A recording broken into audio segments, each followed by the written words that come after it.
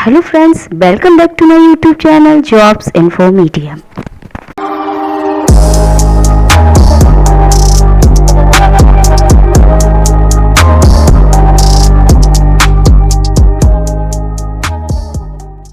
उत्तराखंड का शिक्षक पात्रता परीक्षा 2011 अगस्त, इससे पहले मैंने आपको जनवरी 2011 का पेपर दिया था और आज ये 2011 का अगस्त का पेपर है आपका ईवीएस का।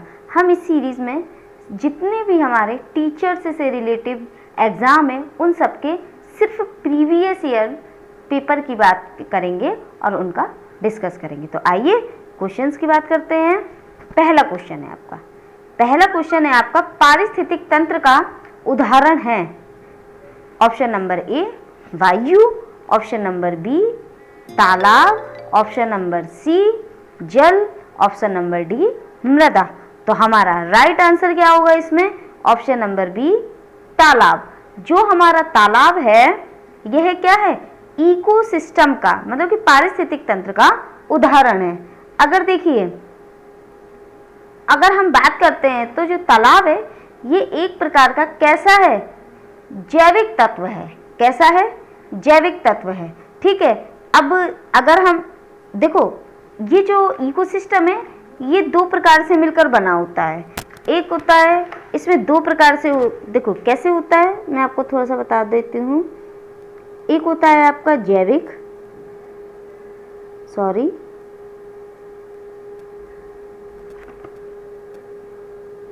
और दूसरा होता है आपका क्या? अजैविक। ठीक है। देखिए, अगर हम जैविक की बात करें तो इसमें हमारे क्या आ जाएंगे? जीव जंतु। ओके। और अगर हम अजैविक की बात करें तो इसमें हमारे क्या आ जाएंगे? अजैविक में हमारे आ जाएंगे जैसे कि आपका क्या? जल, मिट्टी और हमारा आदि जैसे वायु वगैरह है, ये सब हमारे किस में आएंगे? अजैविक में आएंगे। ठीक है। नेक्स्ट क्वेश्चन, कौन जैवीय कारक नहीं है? अब देखिए, अभी यार मैंने आपको बताया इससे पहले क्वेश्चन में, तो देखिए पूछ लिया है कि कौन सा हमारा जीवीय कारक नहीं है। जीवीय या जैविक बोल दो आप, तो पेड़ पौधे, जंतु, चट्टान या फिर आपका सूक्ष्म जीव। तो कौन नहीं है हमारा? चट्टान। ठीक है। क्या नहीं है? जीवीय कारक नहीं है। ये कैसा है? मृत समझ लो आप इसको। ठीक है। ये कैसा है? जीवीय नहीं है। अगला क्वेश्चन, अधिकतर पेड़ पौधे पाए जाते हैं स्थलमंडल में, जलमंडल में, वायुमंडल में या फिर डी आपका प्रकाश मंडल में। हमारा राइट आंसर क्या होगा इसमें? स्थल मंडल में। पेड़ पौधे कहाँ पाए जाते हैं? अधिकतर हमारे स्थल मंडल में। क्यों पाए जाते हैं? क्योंकि जो स्थल मंडल है, स्थल मंडल में पेड़ पौधों के लिए कैसा जलवायु होती है? एक अनुकूल जलवायु होती है। जैसे उसमें कुछ आवश्यक तत्व होते हैं, जैसे आपका मिट्टी है, जल है, जो उसे आसानी से वहां से प्राप्त हो जाता है। ठीक है। अगला, अन्य मृत जंतुओं पर जीवन निर्वाह करने वाली प्रजाति को कहा जाता है? क्या कहते हैं? पैरासाइट, डिकम्पोजर, स्क्वेंजर या फिर ओमनिवोरा। तो हमारा राइट आंसर क्या होगा इसका? स्क्वेंजर। स्क्वेंजर आपका क्या है? इसका मतलब एक, अगर हम स्क्वेंजर की बात करें तो इसका अर्थ ये होता है कि मेहतर होता है। कैसे होता है? जो गंदगी को साफ कर दे।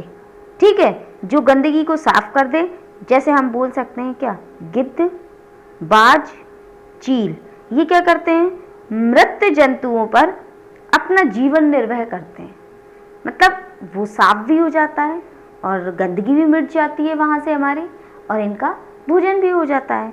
तो इनको कहा जाता है क्या? स्क्वेंजर। ठीक है। स्क्वेंजर का अर्थ मैंने आपको बताया क्या? जो गंदगी को साफ कर दे। क्या कर दे? जो गंदगी को साफ कर दे। अगला, सीएनजी का संक्षिप्त रूप। अब ये क्वेश्चन तो रट गया होगा सबको।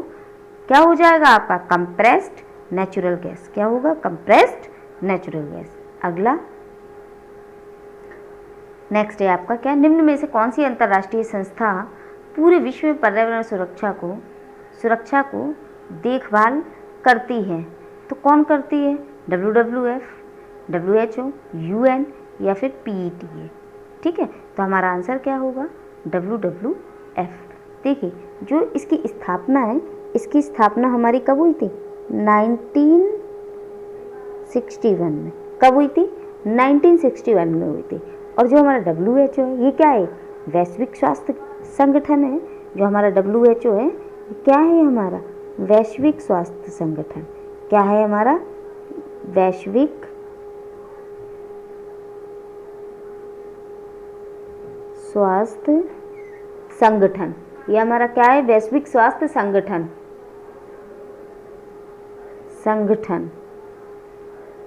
ओके, अब देखिए, अगर हम आपको बताएं तो इसका आंसर हमारा राइट क्या होगा? WWF। अच्छा, अगर हम UN की बात कर ले तो ये क्या है? ये जो UN है, ये विश्व के सभी देशों का एक अंतर्राष्ट्रीय संगठन है। ये हमारा क्या है? एक अंतर्राष्ट्रीय संगठन है।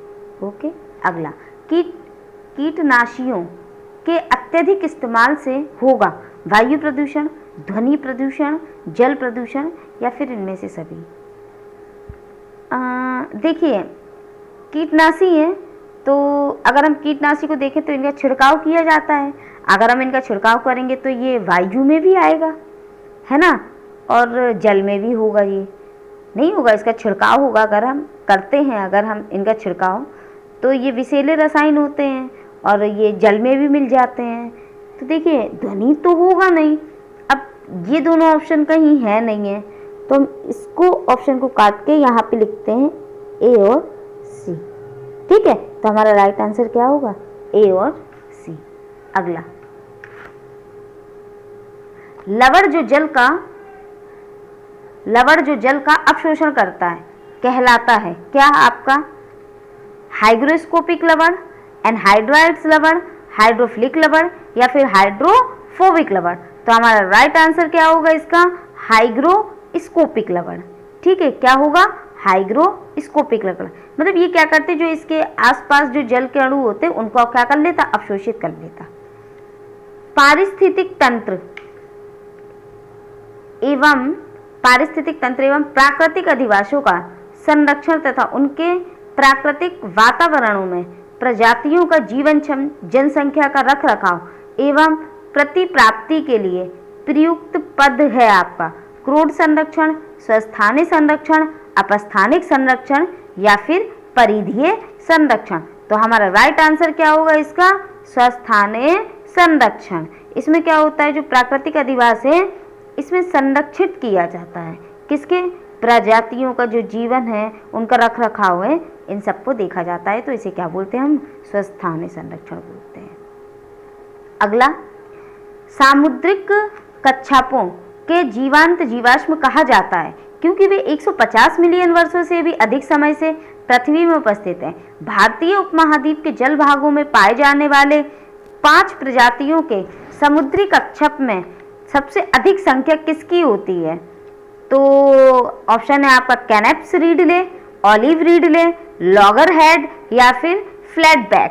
तो हमारा राइट आंसर की अगर हम बात करें इसमें, तो हमारा राइट आंसर क्या होगा? ऑलिव रीडले। देखिए, अगर हम ये पहले बात करें कि ऑलिव रीडले है क्या, हमें ये नहीं पता है, तो मैं आपको बता दूं कि ये क्या है, कछुए की जो प्रजाति होती है वह है। उनकी संख्याओं से इसके बारे में बताया गया है। मतलब ऐसे बोल सकते हैं, वे कछुए जिनका जीवन काल क्या है 100, मतलब कि जिनका जीवन काल कैसा हो 300 वर्ष पहले का हो, उसे बोलते हैं हम लोग क्या? ऑलिव रीडले। ठीक है, क्या बोलते हैं हम लोग उसे? ऑलिव रीडले। तो हमारा आंसर क्या होगा? ऑलिव रीडले। अगला, निम्न में से कौन विश्व ऊष्मायन का कारण है? ऊष्मायन का कारण कौन है हमारा? ए नंबर मृदा प्रदूषण, जल प्रदूषण, वायु प्रदूषण या ध्वनि प्रदूषण। तो हमारा राइट आंसर क्या होगा? वायु प्रदूषण। क्या होगा? वायु प्रदूषण। अगला क्वेश्चन, महासागर पृथ्वी पृष्ठ के अधिकांश जगह आवृत किया है जो है लगभग 3/4, 1/2, 2/3 या फिर 1/4। तो हमारा राइट आंसर क्या होगा? 2/3, मतलब कि 71% भाग पर क्या है हमारा? जल है। ठीक है, अगला क्वेश्चन, स्टेलेक्टाइल एवं स्टेलैग्माइट में निक्षेपण होता है किसका? आंसर की बात करें सीधे कैल्शियम कार्बोनेट का। किसका? कैल्शियम कार्बोनेट का। अगला, निम्न में से कौन वायु प्रदूषण का एक उदाहरण है? उदाहरण है हमारा क्या? धुआं एवं कुआसा, वाहनों से निकलने वाली गैस, जलती लकड़ी या चारकोल से निकली गैस, इनमें से सभी। तो हमारा राइट आंसर की अगर बात करें तो हम क्या होगा? वाहनों से निकली गैस। इनमें से कौन वायु प्रदूषण का एक उदाहरण है? ऑप्शन नंबर ए, धुआं एवं कुआसा, वाहनों से निकलने वाली गैस है, जलती लकड़ी या फिर चारकोल से निकली गैस है, इनमें से सभी। तो हमारा राइट आंसर क्या होगा इसका? इनमें से सभी। हमारा राइट आंसर क्या होगा? इनमें से सभी। अगला क्वेश्चन है, भारत तथा दूसरे देशों में प्रदूषण को रोकने के लिए बनाए गए नियम का प्रयोग रोकता है किसको? कागज के थैले को, नायलॉन के थैले को, प्लास्टिक के थैले को या फिर चमड़े के थैले को? तो हमारा राइट आंसर इसमें क्या होगा? प्लास्टिक के थैले को। अगला, विश्व ऊष्मायन के लिए निम्न में से कौन एक कारक है? तो विश्व ऊष्मायन के लिए अगर हम देखेंगे निम्न में से कौन कारक है? ए, वाहनों से निकली गैसें, पेड़ पौधों से निकली गैसें, भट्टियों से निकली गर्म हवा या फिर रसोई गैसें? तो हमारा राइट आंसर क्या होगा? वाहनों से निकली गैसें। अगला, धातुमय प्रसार धातुमय प्रस्तर किसे कहा जाता है? किसको कहा जाता है? विटामिन को, बॉक्साइड को, मेटालॉइड को या फिर अयस्क? तो हमारा राइट आंसर क्या होगा इसमें? अयस्क को। किसे कहा जाता है? अयस्क को। देखो, ये जो धातु है, धातु एवं अधातु का जो मिश्रण रहता है,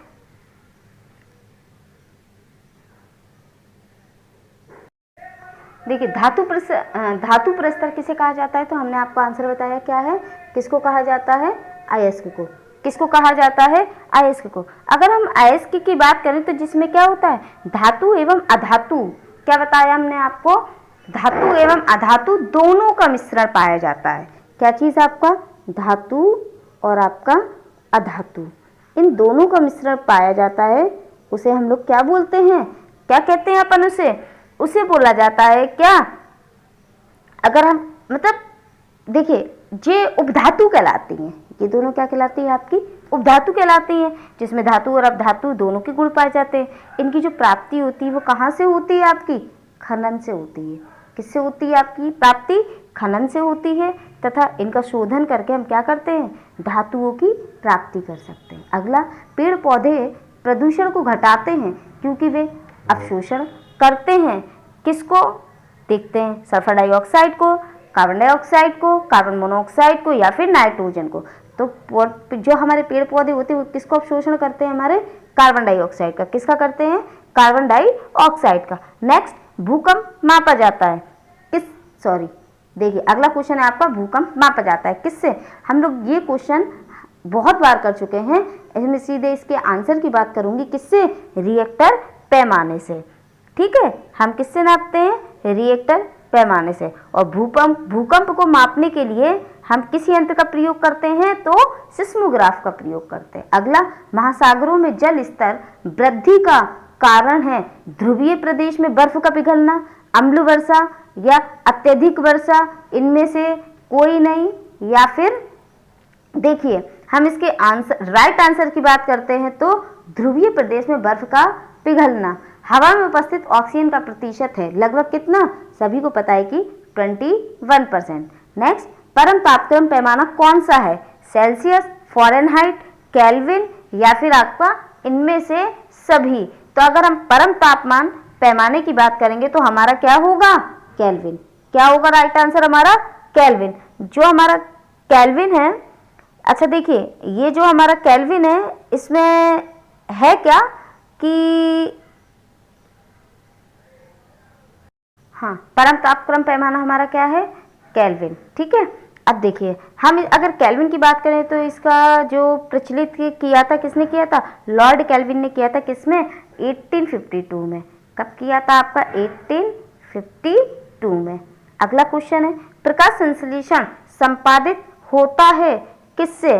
सभी पौधों द्वारा, सभी जंतु एवं पौधों द्वारा, सभी हरे पौधों के द्वारा, या फिर वायरसों द्वारा। हमारा राइट आंसर क्या होगा? सभी हरे पौधों के द्वारा।